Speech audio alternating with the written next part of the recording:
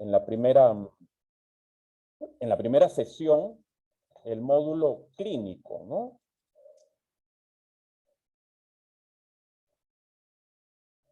Y en el módulo clínico, vamos a recordar rápidamente, habíamos hecho una gran diferencia entre lo que era el vicio y lo que era la dependencia. Eso ya nos quedó clarito. Y a ello también ya se les envió a ustedes, ¿verdad? Este fabuloso, bellísimo libro, ¿verdad? Del doctor Pereiro, ¿no? Me imagino que ya lo deben estar leyendo, ¿no? Y sobre todo las 4 personas que están apuntando, ¿no?, a certificarse como nivel 2, es importante porque en este manual, ¿verdad?, van a encontrar parte, ¿no?, del trabajo que van a hacer sobre su sustentación de tesina. Así que Erika, también está Pérez Gasca, también está, si no me equivoco, Abraham, ¿no? Carlos y Mario Mancilla, que son de Ecuador, estos 2 últimos, ¿verdad? Que han sido aprobados, ¿verdad? Por esta casa universitaria que nos está avalando. Entonces, como se dice criollamente, a darle bastante chamba a este manual de Pereiro. Todos tenemos este manual. Bien, la diferencia es bien simple, ¿verdad? Habíamos dicho, según Pereiro, ¿no?, según Chu, según Navarro, ¿verdad?, especialistas peruanos, estos 2 últimos nos dicen de que la diferencia, y también la Organización Mundial de la Salud nos dice de que la diferencia es simple. Mientras no hay obsesión, mientras no haya compulsión, mientras no haya síndrome de abstinencia, mientras no haya pérdida del control en el consumo y pérdida del control en las 10 áreas de vida, estamos hablando de que el consumidor, ¿verdad?, no es un dependiente, no es un adicto. ¿Ok? Eso debe quedar claro.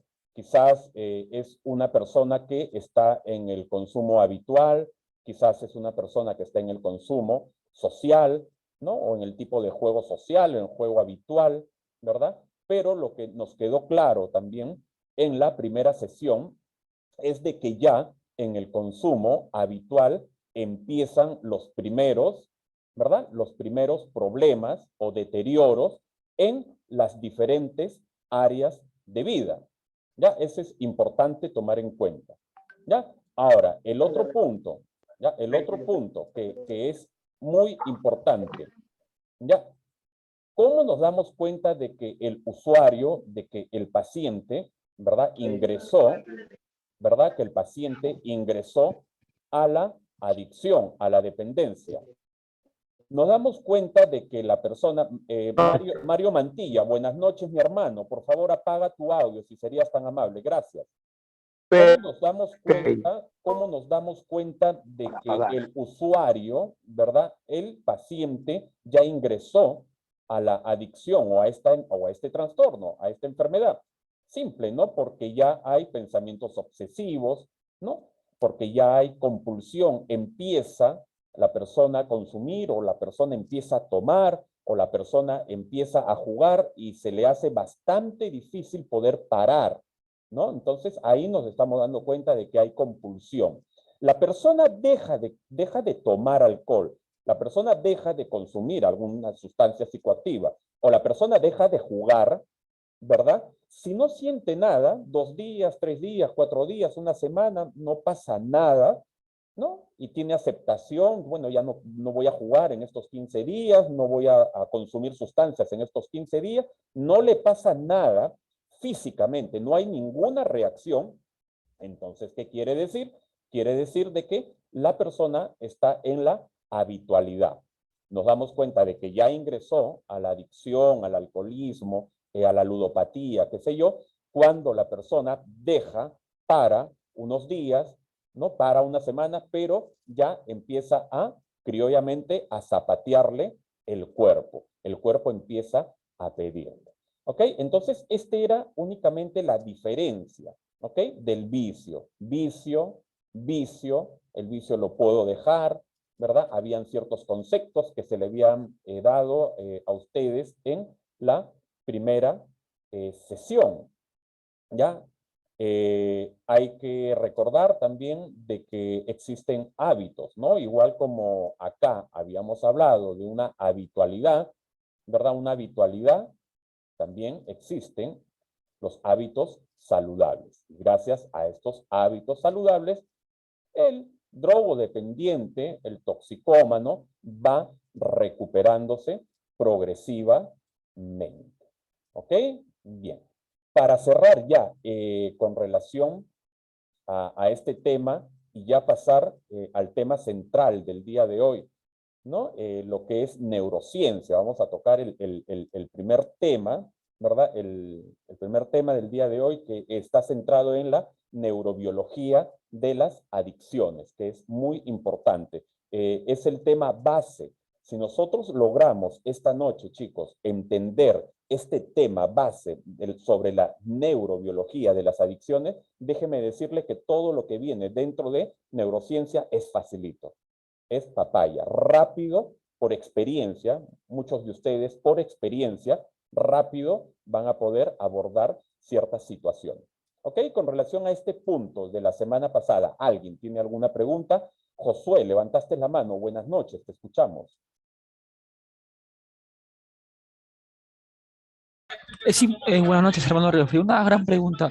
¿Qué tiempo puede estar una persona en el estado habitual? ¿Es cierto que puede estar en 1, 2, 3, 4 años en ese estado y después posiblemente pasar a ser dependiente? ¿O qué tiempo es en sí aproximadamente? Bien, excelente. Excelentísimo. Mira acá, Josué. Mira esto. Bien, dice peso, talla, sexo, personalidad. Importante, ¿ya? O sea, ¿por qué agarramos y decimos, no? Oye, ¿por qué esta chica tan rápido, ¿verdad? Ingresó a lo que es adicción. ¿Por qué rápido, en menos de un año, ya está dentro de lo que es la dependencia? Talla, peso, sexo, personalidad. En el módulo, Josué, en el módulo de comorbilidades, ¿ya? Hay un módulo que vamos a tocar también acá dentro de la certificación, que son las comorbilidades, ¿ya? Hay personas que antes, ¿verdad? Antes de que consuman drogas, antes de que consuman alcohol, o mejor dicho, antes de que ingresen a la adicción, ¿verdad? Ya tienen un problema, un trastorno en su personalidad. Ejemplo, ejemplo, ejemplo. Cecilia, Cecilia X. Ya, Cecilia X, antes de ingresar a la adicción, ya tenía un problema de trastorno, ¿verdad? Límite de la personalidad. Ya era borderline, antes de ser dependiente.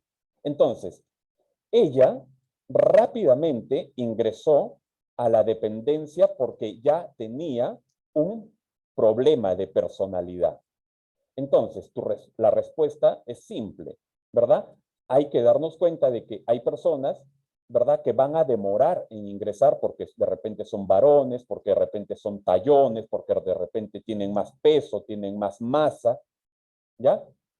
Pero una persona, ¿verdad?, con problemas de personalidad, poco peso, más el sexo, más la talla y su problema de personalidad, va a ingresar rápido a la adicción. ¿Ya? Una persona que no tiene problemas de personalidad, de buena familia, buena formación, un ejemplo, y ahí vamos con otra pregunta, un ejemplo, Josué.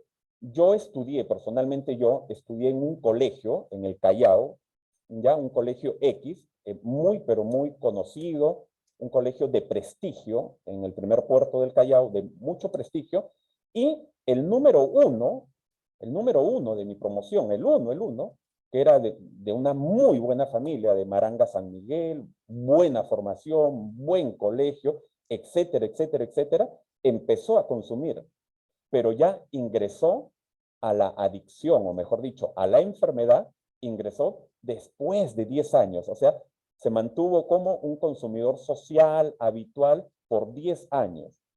Ya en el año 11, en el año 12, ¿verdad? Ahí ya él empezó a darse cuenta y empezó a decirme, no, Río Frío, ya me doy cuenta porque dejo de consumir la cocaína, ¿verdad? Dejo de consumir la pasta básica de cocaína y la cocaína la dejo de inhalar, ¿verdad? Y el cuerpo, pero me pide, pero, o sea, síndrome de abstinencia. O sea, en el caso de él, ¿cuánto demoró? Demoró 10 a 11 años. ¿Ok? Entonces, eso lo vamos a ver en comorbilidad también, en ese módulo de comorbilidad. ¿Ya? Listo. Bien, otra pregunta ya para pasar a nuestro tema de neurobiología. Bien,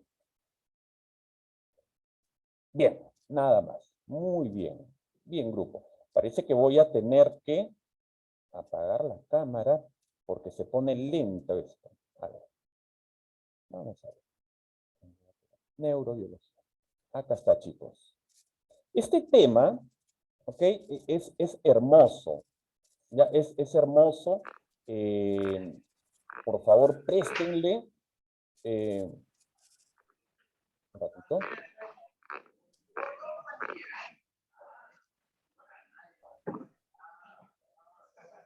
Un ratito, chicos. Ya, muy bien. Los audios, por favor, chicos, los audios. Carlitos Rodríguez. Bien. Entró Erika Gamarra. Hermano, Erika Gamarra ingresó, ¿saben? Hola, doctor, ¿cómo está? Hola, Erika. ¿Cómo estás? Bien, me demoró un poquito en ingresar. Qué bueno, me da mucho gusto, amiga, que estés con nosotros. Bien, Claro, doctor. recibiste la noticia de la universidad, ¿verdad? Para que vas a pasar con el nivel 2, ¿verdad? Junto con, Ya, sí. sí, junto con Abraham Negrillo de Negri, que es también de tu promoción. Ya, doctor. Sí, ¿ya? Gracias por la Felicitaciones. información. Sí, sí, felicitaciones, amiga. Bien, chicos.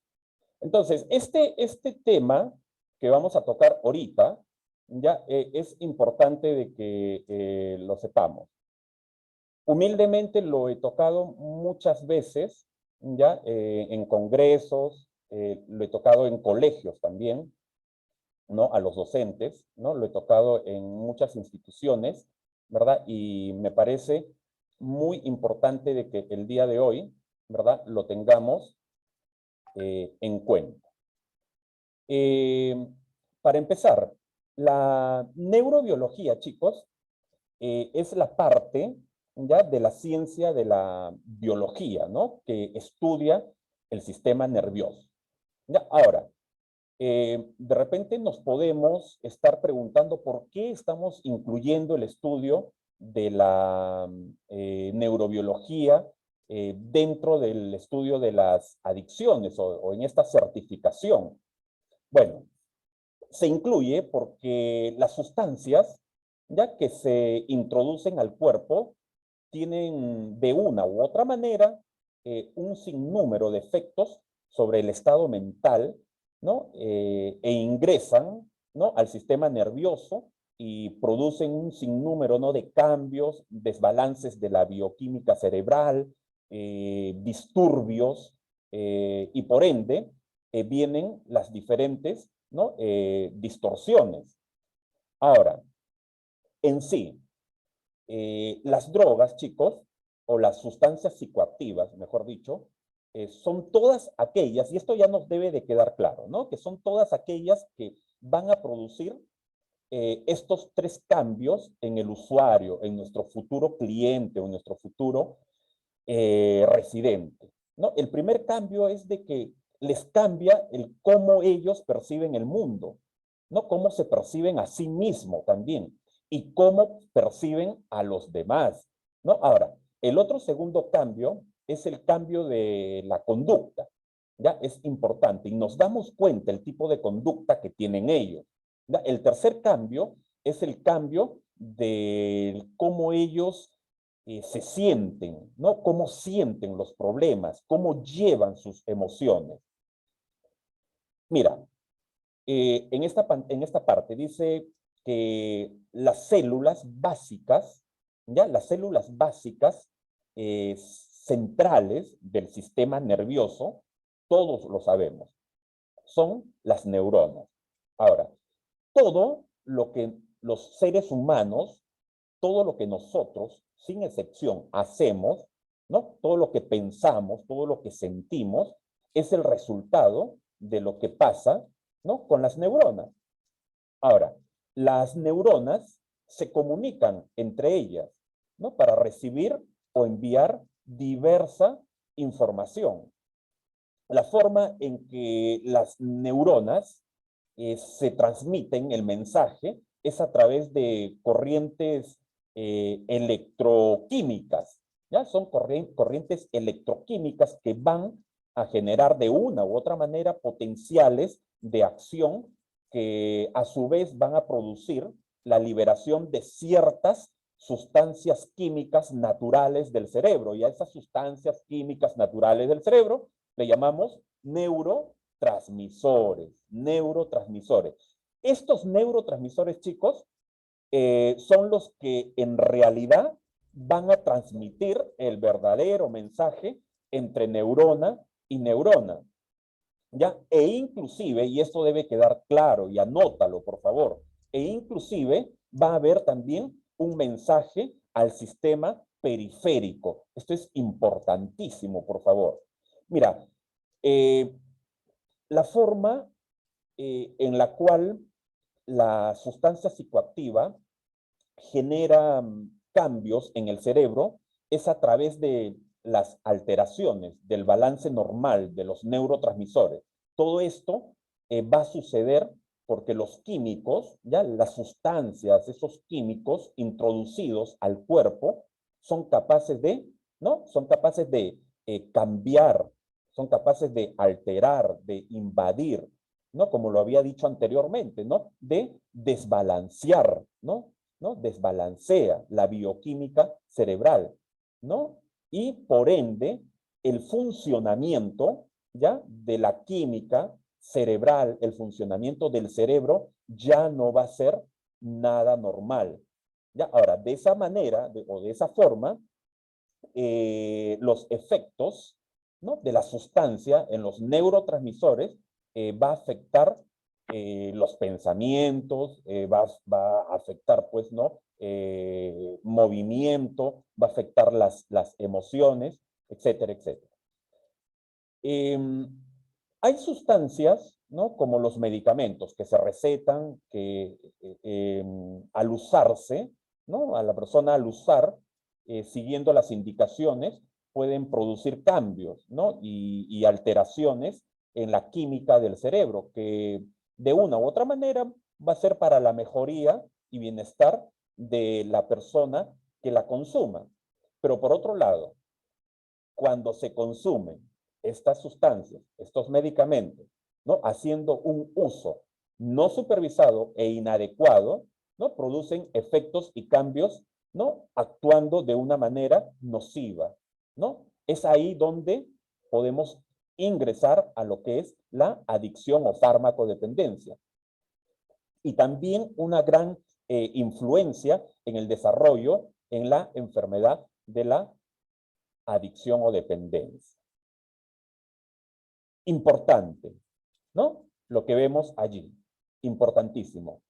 La enfermedad crónica de la adicción a sustancias psicológicas y fisiológicamente adictivas, ¿no?, es y ha sido sumamente, chicos, ha sido sumamente incomprendida, hasta por familiares, muchas veces incomprendido totalmente por familiares de personas con este problema. ¿Ya? Para trabajar, ¿no?, para poder trabajar con esa incomprensión, es importante saber que la enfermedad de la adicción a sustancias psicoactivas es de origen, ¿no?, como lo dice ahí en la pantalla, es de origen biopsicosocial espiritual, ¿no?, como lo habíamos dicho, ¿no? Lo habíamos dicho en la sesión anterior. La OMS considera ya de que la enfermedad de las dependencias es también una problemática espiritual, ¿no? Y contribuyen a su desarrollo un sinnúmero de más elementos, ¿no?, y más factores. ¿Qué es lo que estamos viendo acá? Simple. ¿Por qué simple? Porque desde el punto de vista netamente neurobiológico, se pudiera ver a la adicción como una respuesta de sobrevivencia, ¿no? Situada en lo que se conoce como las vías de gratificación, ¿no? Las vías de gratificación en estas láminas no existen únicamente en nosotros, que quede claro, ¿no? No existe únicamente en nosotros los seres humanos, ¿no? También existen en otras especies. Importante esto, ¿no? Y existen porque son las estructuras cerebrales que generan las conductas, ¿ya? Que aseguran que las distintas especies puedan sobrevivir, ¿no? Asegurando que no ocurra una extinción, ¿no?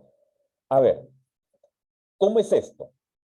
Mira, existen tres conductas básicas, ¿ya? Conductas básicas que van a asegurar la sobrevivencia del ser humano o de cualquier otra especie. La primera conducta básica, placentera, ¿verdad? Es, ahí dice en la pantalla, ¿no? Ingerir alimentos. La segunda, ¿no? Dice, es ingerir líquidos y por ende mantenernos hidratados, ¿no? Y la tercera, ¿verdad? Que es placentera, que de una u otra manera nos satisface copular, ¿no? Y procrear, ¿no? Estas tres conductas, chicos, tienen que ser eventos que produzcan gratificación, ¿no? En el ser viviente, en el humano, ¿no? Que las lleve a cabo para que dicho ser viviente, dicha persona, dicho ser humano, se sienta motivado, ¿no? A repetir nuevamente el acto, ¿no? Las estructuras cerebrales que se componen de, no se componen, sino básicamente estas se ocupan, diría yo, se ocupan de estimularse, ¿no? Mediante la liberación de neurotransmisores, ¿no? Se conoce como el sistema de gratificación, ¿no? O de recompensa.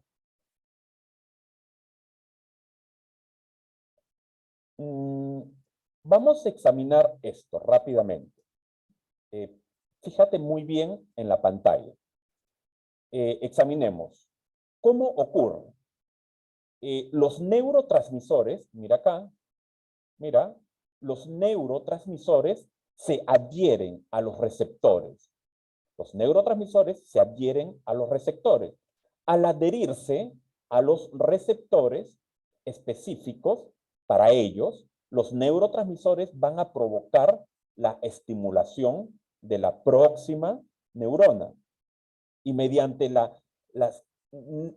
los neurotransmisores y sus receptores es que se lleva a cabo la comunicación entre neurona y neurona.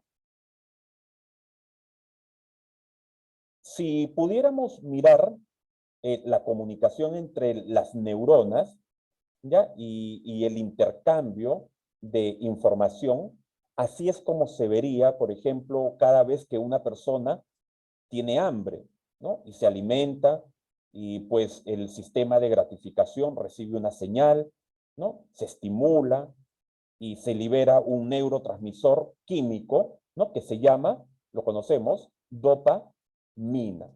Y a ello le llamamos una liberación dopaminérgica, ¿verdad? Ahora, pasa lo mismo, ¿ya? Pasa lo mismo, estimados estudiantes. Lo mismo pasa cuando una persona tiene sed, toma líquido, que libera dopamina, liberación dopaminérgica. Lo mismo pasa también en un acto sexual, liberación dopaminérgica, ¿ya? Se produce una sensación en ese momento de alivio, de bienestar, de placer, que sirve, ¿no? De estímulo para repetir nuevamente, ¿no? El acto. La persona repetirá la conducta porque el sistema de gratificación está unido a otra estructura del cerebro, como aquellas donde se producen ¿verdad? La memoria, se produce la emoción, se produce la memoria emocional. Como podemos ver y darnos cuenta, ¿no?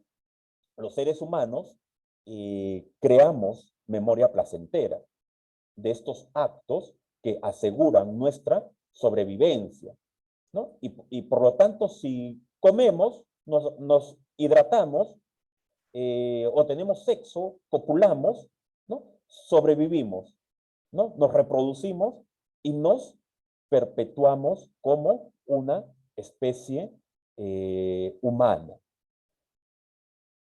Ahora, ¿qué tiene que ver? Ustedes dirán, ¿no? Pero, licenciado, ¿y qué tiene que ver todo esto con la adicción, con la ludopatía, con el alcoholismo, con el consumo de sustancias psicoactivas? Bueno, lamentablemente las sustancias psicoactivas legales o ilegales tienen efectos directa o indirectamente sobre las vías de recompensa. Al igual, idéntico, idéntico que comer, que rehidratarse, que tener sexo, copular, ¿no?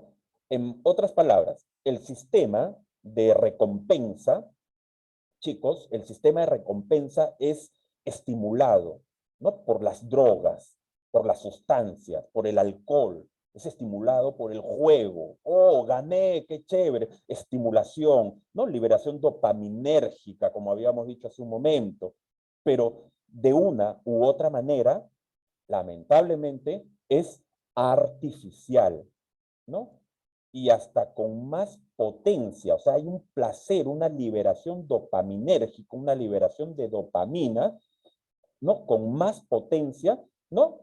Que los mismos estímulos naturales.